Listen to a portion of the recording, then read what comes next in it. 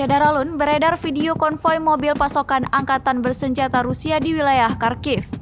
Rekamannya diunggah Facebook Kementerian Pertahanan Rusia pada Rabu 23 Februari 2022.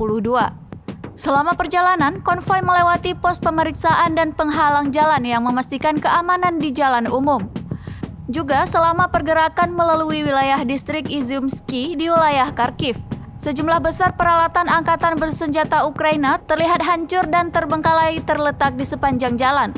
Presiden Rusia Vladimir Putin mengatakan dalam sebuah pernyataan yang disiarkan televisi pada hari Minggu 27 Februari 2022 bahwa dia memerintahkan pasukan nuklir Rusia untuk siaga tinggi saat Rusia melakukan invasi ke Ukraina.